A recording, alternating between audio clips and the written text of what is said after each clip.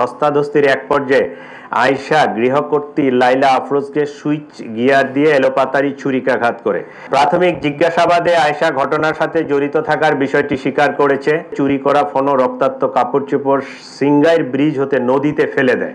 বিসমিল্লাহির রহমানির রহিম। প্রিয় ইলেকট্রনিক ও প্রিন্ট মিডিয়ার সাংবাদিক ভাই ও বোনেরা, আসসালামু আলাইকুম।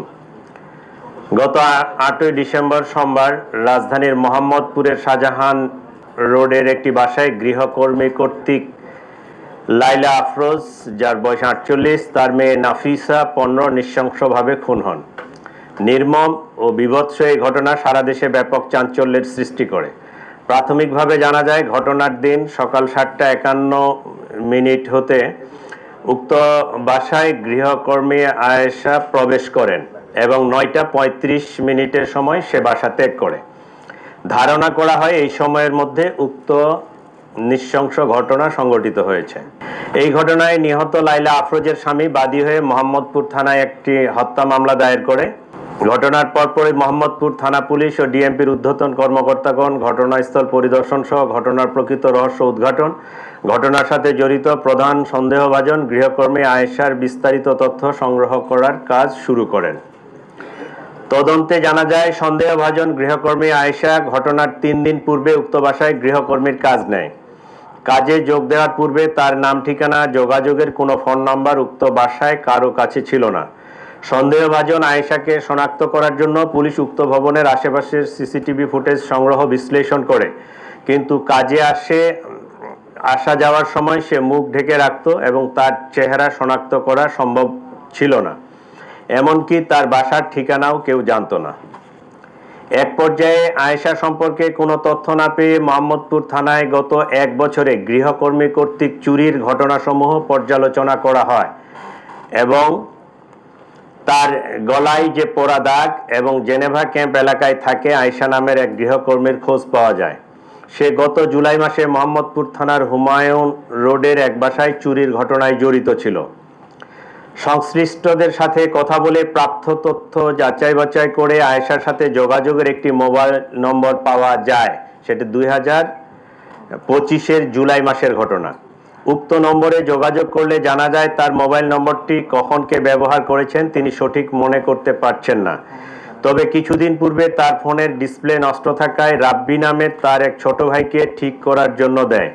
এ সময় সিমটি রাব্বির ফোনে ব্যবহার করা হয়ে থাকতে পারে। এভাবে রাব্বিকে শনাক্ত করা হয়। তিনি জানান, রাব্বির স্ত্রীর নাম আয়েশা, সে মানুষের বাসায় গৃহকর্মীর কাজ করে। আরও জানা যায়, তারা জেনেভা ক্যাম্পে ভাড়া বাসায় থাকে। এভাবে ঘটনার 24 ঘন্টার মধ্যে হত্যাকারী আয়েশার পরিচয় নিশ্চিত হওয়া যায়। আয়েশাকে গ্রেফতার করার জন্য পুলিশ প্রথমে হেমায়েতপুর তার মায়ের বাসায় অভিযান পরিচালনা করে, কিন্তু তার মা জানান তারা রাত্রে বাসায় ছিল কিন্তু সকালবেলা বের হয়ে গেছে।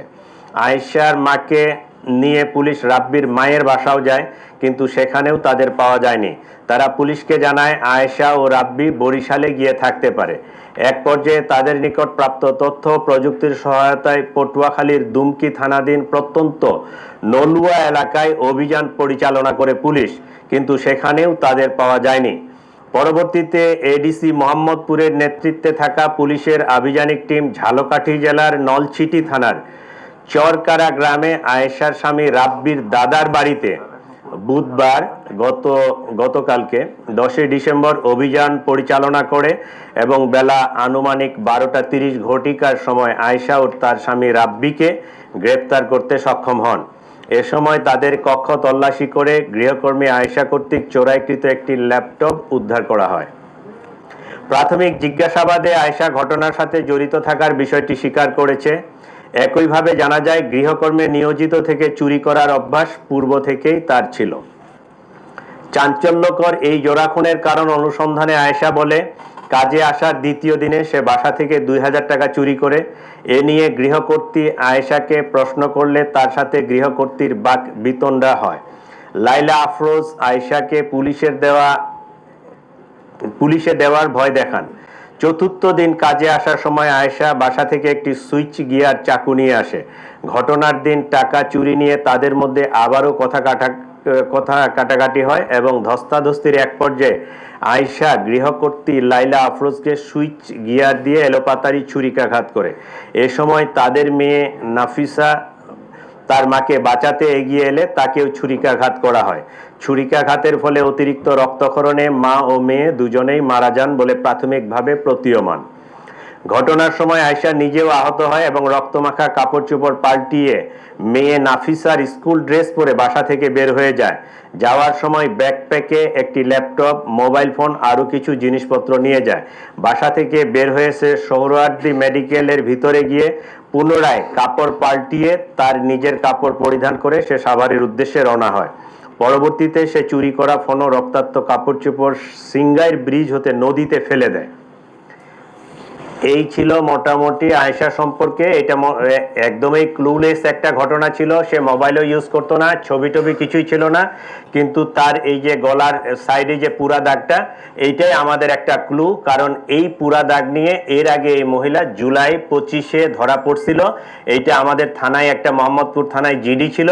সেই জিডির ক্লু ধরে আমরা এই পুরা হত্যাকাণ্ডের রহস্যটা উদ্ঘাটন করতে সক্ষম হয়েছি এবং তাদেরকে গ্রেপ্তার করতে সক্ষম হয়েছি। ধন্যবাদ সকলকে।